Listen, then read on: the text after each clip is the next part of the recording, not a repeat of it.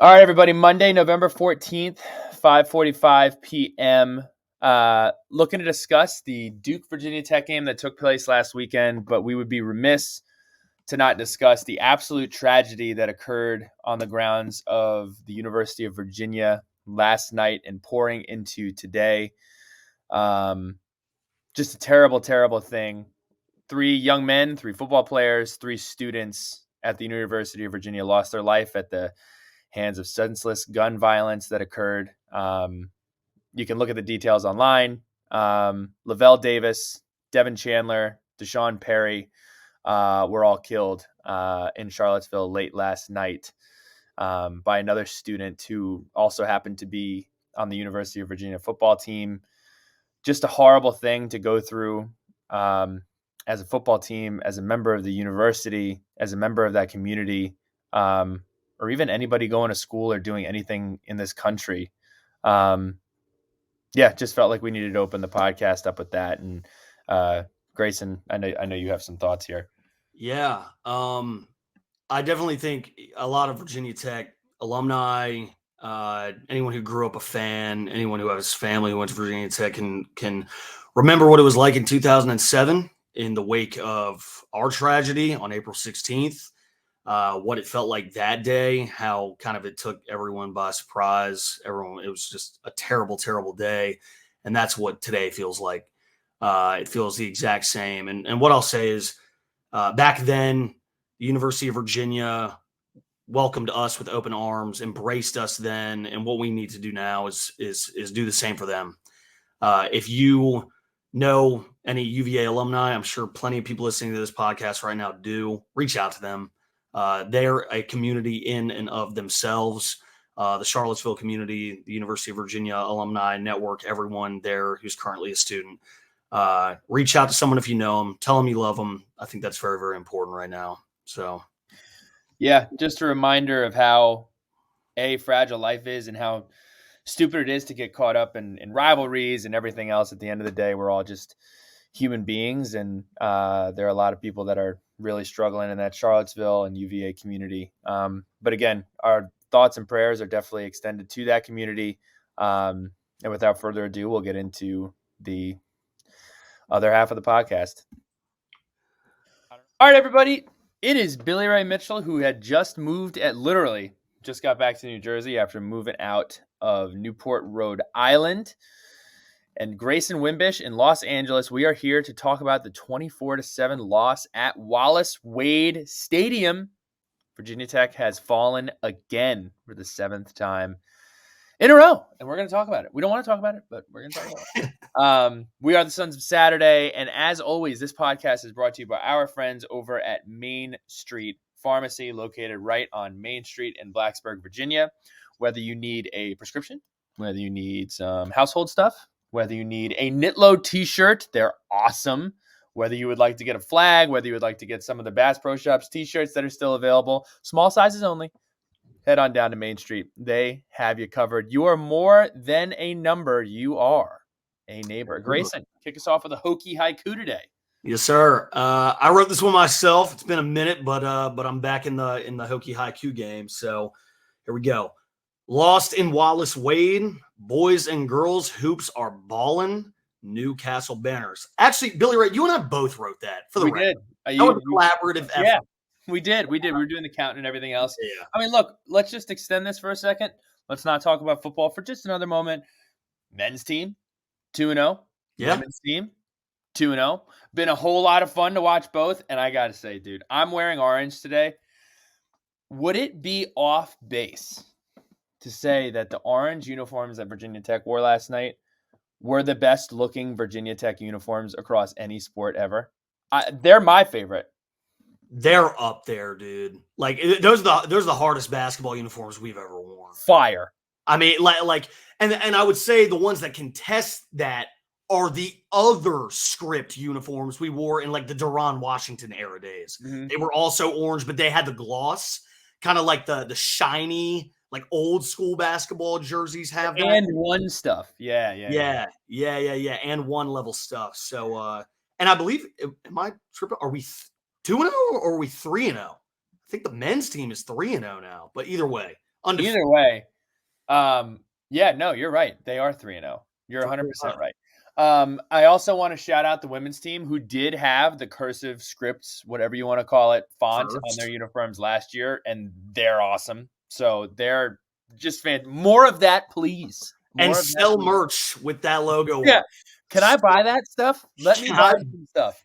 let me get a crew neck with that on it. Yeah. And also, while we're You got talking any about more of that? while we're talking about Main Street Pharmacy, shout out Jeremy. He had a squad in the Skybox in Castle He last night. did. He It did. looked like a very, very fun time. Jeremy also was interviewed. I believe it was at halftime. Yeah. With Zach and Burnham and the crew. Yeah. Zach and Mike Burnham. So that was awesome. But look, we got to talk about football. All right. We're here to talk about football. Again, Virginia Tech fell 24-7 in Wallace Wade. Grayson, go ahead and give us the rundown. Yeah, game recap. Here we go. So Virginia Tech goes into Wallace Wade as 10-point dogs on Saturday. And things start out really hot for the Hokies. We force Duke 3 and out on their first offensive drive, and then we respond immediately. 2-play drive capped by a beautiful 53-yard touchdown pass from Grant Wells to Dawan Lofton. And that, unfortunately, would be the only spark from the Virginia Tech offense on Saturday, while the Blue Devils score a 24 unanswered points, and they just started chipping away at our defense. They spread the wealth in the scoring game. Quarterback Riley Leonard threw 2 touchdown passes to 2 different players. He actually ran one in himself. And, what a day he had. He ended the day completing 19 of 31 passes for 262 yards, had a QB rating of 82.3. And I guess another bright spot for us, it is worth noting, we would be remiss if we did not mention this. The Hokies did not have a single penalty on Saturday, which is first time since like 1989 or something. It's been a long time, which is stark improvement from what has been a season that has been plagued by penalties. So here we are. We're 2-8 now, and we're staring down a very, very good Liberty Flames football team coached by Hugh Freeze. They just signed him to another 5 years, and we're headed to Lynchburg on Saturday, which should be pretty interesting. Headed to play against a Liberty team that just lost to UConn. Yes, also true. I guess we'll start this off with first things first. Look, if you're in Blacksburg, you need food, you need to shop, you need to go get some popcorn and watch a movie. First and Main, it's the place to go. It is the place to go. It has everything you need. No traffic, no hassle, no nothing. Just get to what you got to get going. You don't have to wait in line, no covers, none of that garbage. You want to sit down and eat? Head on over to First and Main. All of it. They got you covered. First and Main, Blacksburg, Virginia, everything you need. Here it is. First things first. It's bad. It's historically bad, and it's all bad. There's not one thing you can point to. There's not one thing that you can, if we just get this figured out, it's all fixed. No, it is bad. Very, very bad. This is the 7th loss in the row. It's the most since like 1951, 1952. Virginia Tech has a score differential of minus 48 in the 4th quarter. And just getting, aside from the play on the field, to me, it's a lot it's like the body language. And Grayson, I know you want to talk about the body language, but that's my biggest thing, man, is it's just the body language of this football team is deplorable. I'll put it this way, and I guess this is the best way I can put it. We look just dejected. Like we're not a cohesive unit this season. We don't play as one. We don't pretend to play as one. I don't think either. And it's just like on Saturday, I only got to see, full transparency, only bits and pieces of the game. And I'm like, I think we're just so done this season. It looks like we don't want to be out there. And I guess when you lose a lot of games in a row, maybe that comes with the territory. But now we have 2 or potentially 1, given the circumstances in Charlottesville today. Obviously, very sad. Or 1 game left. So it'll be interesting to see how that all unfolds over the next coming days. But it's sad, man. Either we're staring down 2-9 or 2-10 at this point. Let's be honest. I think I'll also say this too. I don't want that to get, and I know you didn't mean it this way, but I don't want that to get construed into. I think it's admirable that the team hasn't quit. Like Agree. defense's ability to get back on the field as much as they were playing was pretty amazing, given the circumstance they were put in. But we'll talk about that in a little bit. But no, that's what it seems like. We've talked about it all year. We haven't played, and Coach Price talked about it. We haven't played a game where all phases of our football team were pulling in the same direction at the same time, and whether we think we're close, whether we think we're far, whether you think a play here, a play there, something goes different, something bounces our way. At the end of the day, it's a 2-7 football team, and that is what it is. So that is what it is. It might be 2-8. Yeah, 2-8 football team. So. And I guess real quick, don't get that misconstrued. I'm not knocking anyone. It's just, I think at this point in the season, when you come off of that many losses in a row, you're like, dude, yeah, the energy's different. It's different. Yeah. And I always try to harp on this and talk about it, but like, can you imagine going into the facility and practicing and prepping for the next game, or watching the film, going out to practice, doing all of these things for what's probably been a nightmare season for everybody involved. So. Right. Let's talk some bright spots. Just said it. Defense played really, really well, in my opinion, given the circumstances that they were put in. The defense was on the field for 39 minutes of the football game. That is almost 70% of the game. Look, first half playing really well against the run. Duke is one of the better running teams in the ACC. Played well. That's really all. That's really it. I just thought the defense played pretty well after being on the field for that long. You talked about the 0 penalties. Yeah, great. No penalties. It'd be nice to have 0 penalties and win the football game. That'd be a nice translation. I guess another bright spot was, I don't know what his name is, but it's the guy who's on Regional Sports Network. He's the announcer that did our 6 overtime game. He was on the call. The broadcast was absolutely terrible, but I do like that announcer. Mansour Delane, the interception. That was nice. Dude. He's a stud.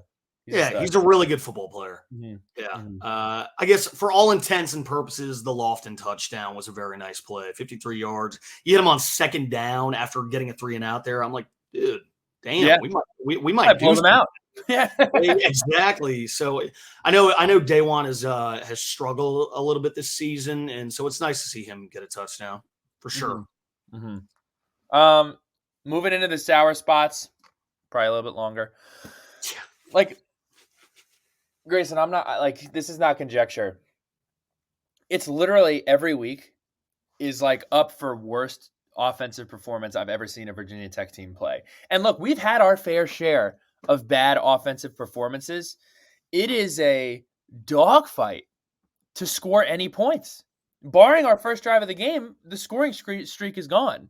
The score. Everybody loves talking about the scoring streak.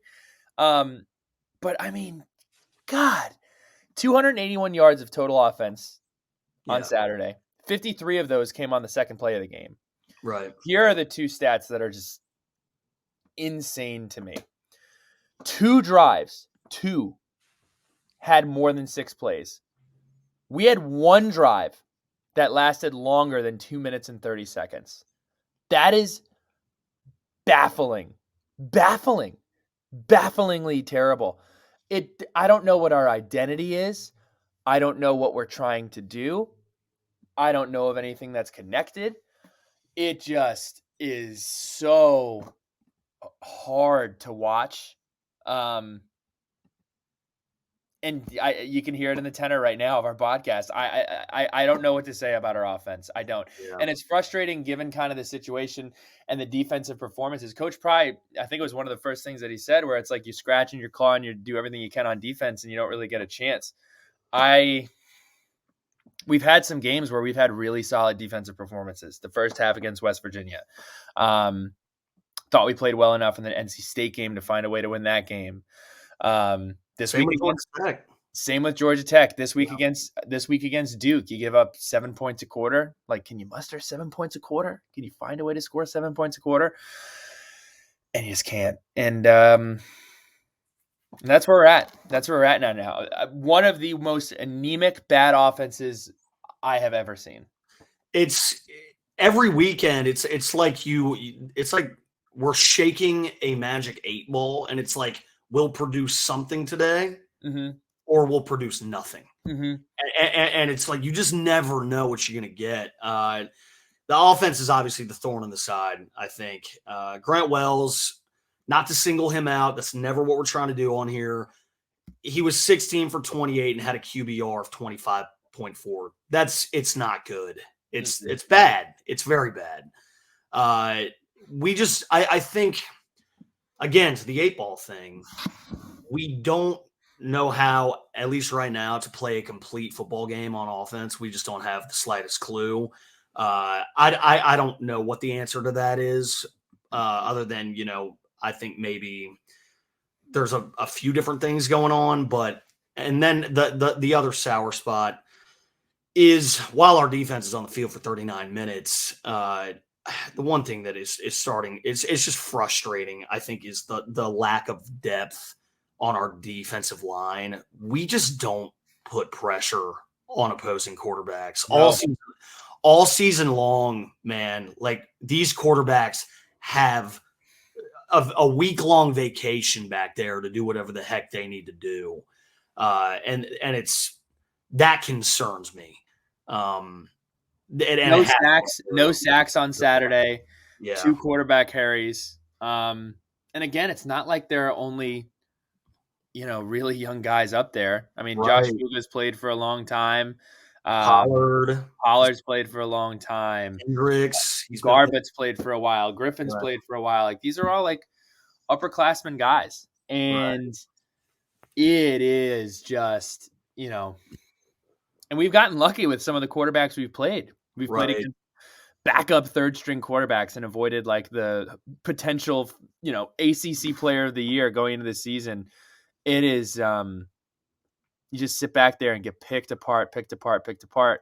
And then also their ability to, if you're not going to get pass rush, hopefully you're got a spy on them, or they're not going to be able to scramble for a first down. We saw it constantly in the Georgia Tech game where they're scrambling for first downs. The Duke game, they did it again. It is just not good on it's On a lot of levels, dude. It's yeah. bad. I Mm-hmm. mean, I've said it a few times already this season, but it's the worst it's been in my life. I mean, There's with no way that yeah, you're going to be able to.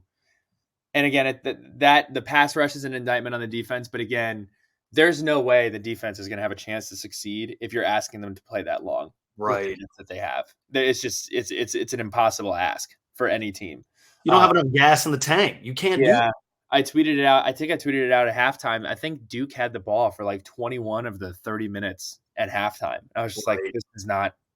And it was a winnable game up until like maybe halfway through the fourth quarter. And that's just kind of where we were. So Isn't that it's funny what you just said? It was a winnable game until about halfway through the fourth quarter. How many games could you say that for this season? A basically lot. all of them. Pretty Yeah, much all of them. pretty much every single Yeah. game. I would say another sour spot is just special teams play. I mean, the lack of ability to have a good punt game, win the field position battle, field goals. I mean, we're afraid to kick field goals at this point. Is it's bad. It's bad. There's nothing else to say here. Yeah. Man, out to lunch. My out to lunch this week. Well, first of all, out to lunch is brought to you by our friends at Roots Natural Kitchen. Roots, looking for some health in your life, looking for some zestiness. El Jefe. El Jefe Bowl, In Balboa. Fairfax now. They did just open a couple weeks ago. So if you're in They opened it Fairfax up. and Nova, you got to check them out. Open it up in Fairfax. So Yup. check them out. And also, great job by Nels Williams, who's been crushing the Roots rapid fire segments. Just had Georgia Amore on there. Got some Tucker Holloway action. Awesome stuff. Awesome stuff. But use code BEATLIBERTY, hashtag BeatLiberty, in the app, and you will receive 20% off of your bowl. So go ahead and do that. Look, here's where I'm at. I cannot, and we've been over this. Everybody's kind of learning. More power to everybody for trying to learn and trying to get on the right page. And We're all figuring this out together. But I do not understand punting on 4th and 5 on the Duke 43-yard line when you're up 7-0. By the way, that punt was touched back, so it was a net 23-yard punt. But then you go for it on 4th and 4 on the Duke 21, down 10 with 4 minutes left in the third quarter. You have an opportunity to cut the game down to a one-score game. You have the opportunity to give your defense a chance to play and kind of extend the ball game there and give yourself something to build off of. I don't understand that. I don't get it. Now, on that 4th down, before it, you're looking at 3rd and 7. We draw up a quarterback draw that goes for like 2-3-ish yards. And then the 4th and 3 call was a go route to Caleb Smith. And to his credit, Grant Wells probably made the best throw that he made all game right there. Caleb Smith, catchable ball, didn't go our way, but that's what we ran on 4th and 3. A go route to Caleb Smith. That's my out to lunch. Grayson, any other Yeah, I would just say that we have got out to lunch again this week is the field goal kicking unit. We're missing field goals that we shouldn't miss. I don't know if it's a confidence thing. I don't know what's going on there with Will Ross. I mean, dude was automatic like for the first half of the season, and now I know he missed one a couple weeks ago, and I don't know if he's in his own head, but like we got to figure that out. You can't be missing chip shot field goals. Those are difference makers. We've seen it in a few games where it's like those NC State and Georgia Tech. You have those 3 points, we win. So you got to iron that out. Before we move into letters and lunch pail, that's it. Like I don't have anything else to say about this game. We did not control time of possession. We did not run the ball effectively. We did not rush the quarterback effectively. We did not pass the ball effectively. We didn't get penalties. That's it. I really don't have anything else to say about this game. Next week, we turn the page to Liberty. We're playing in Liberty. Lunch bag. That we're doing that. So I'll be there. I'll be at the Liberty game. If you're going to be there, hit me up. But it's God bad. bless. Man. It is bad. But opportunity to have some positivity going in the off season. That's how we'll look at next week. Letters to the lunch pail. First question comes from Mike Holmes. Can we address the rather large elephant in the room? Pass protection seems to be getting worse each week, and needing to have Holston in there to help in the passing game hurts availability to use King in the run game. Is it scheme or assignment errors? Look, I feel like a lot of our running backs are pretty good in pass protection. I said it early on in the season. I thought Malachi Thomas made some great. I think he was always in blitz pickup, great in blitz pickup, even though he was a little undersized. Keyshawn King is much better. I said that early on in the season as well. I have no idea the rhyme or reason or scheme or strategy in the way we use our running backs. I don't know why we don't use Bryce Duke a lot. I don't know what we're looking to get with Jalen Holston. I don't know how often. I have no idea what we're doing. We don't run block well. We don't run the ball effectively. And it doesn't seem like there's any rhyme or reason. I'll say this. Jalen Holston ran hard. It was probably the hardest I've seen him run all season. But I really don't know. I don't know what it is. And I don't know who the future of the running back room is. I think really at the end of the day, that's just whose number was called. I wish I had a better answer for you, but I don't. So, I agree with all that, Bill. It seems kind of that's what just makes no sense to me, man. I really like that. Like if I'm circling a position group and I'm like, I really don't know what we're doing here, and I really don't know what our identity on offense is. I don't know what we're trying to do, but I really don't understand the usage of our running back room. I don't know what we're trying to accomplish. I don't know who's doing the best, I don't have an answer for you. I'm sorry. Last letter from the lunch pail today is JVT Hokies. He asks, if Pride does not make changes to his staff or at least reshuffle the staff this offseason, should Witt step in and force changes? I don't think, and I say this not to sound, disrespectful or anything. I don't think it's Witt's place to do that, and I don't think he would.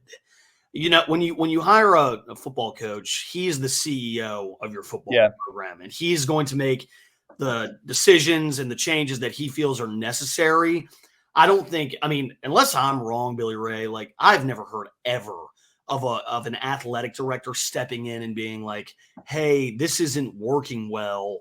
I don't trust what's going on here. You have to fire Stu Holt or whoever." Well, Grayson, if that would have happened, it Would have would have happened, happened in the right? last regime. Let's call a spade here. This would have happened in the last regime Great point. if that was something that was in Witt's MO or whatever. Um, so there's that side of it, and then in the interest of calling a spade here, like this was a gamble. First year head coach, two first time coordinators at both coordinator positions. And it's going to be interesting to see what happens this offseason. Again, to answer your question, I don't think or foresee or expect Witt to have a conversation with Coach Pry about that. If he does, we're never going to know that. Right. But I do expect there to be, and this is not directed at any coordinator or any specific person, there are going to be changes coming up in this year. I think the ship has sailed on that. Things are going to have to change. Whether that's a meeting a perception thing or whatever, there are going to be changes, and we'll see what they are. So that is what that is. I hope that answers your question. I think we probably did. Yeah. Maybe I don't know. I mean, is there a better example? I mean, look, I'm a foo guy. I've always loved foo. Right. I think if there was an example of a time that would have happened, it would have been last year. So Yeah, we'll leave and it that's a there. great analogy, and it, Yeah. it, it never happened. So there you go. Uh, Sharky shout outs. I think today it's Billy Ray. You and I, ironically enough, we did not plan this, but we're wearing UVA colors right now. You're wearing the orange, I'm wearing the navy and the white. We want to shout out the University of Virginia's administration, their current student body, the athletic department, their athletic director, and above all else, the mothers and fathers who lost sons last evening. And then Coach Tony Elliott. It's his first season at UVA. I don't think anyone, especially him, expected this to happen this year. And it makes me wonder, if you're Coach Tony Elliott, I mean, what do you say to your team right now? And he's probably had a very, very difficult day. But just thinking and praying for Charlottesville, for the University of Virginia. Yeah, it's really, really sad. It's really, really I sad. mean, we talked about before we pressed record. It didn't even feel right coming Yeah, on and talking about it because this is not what anybody wants to hear, what anybody's exactly. interested in, or for a multitude of reasons. So I think that's well said. I think that puts a bow on it, and we will talk to you soon and preview Liberty. Yeah, go Hokies.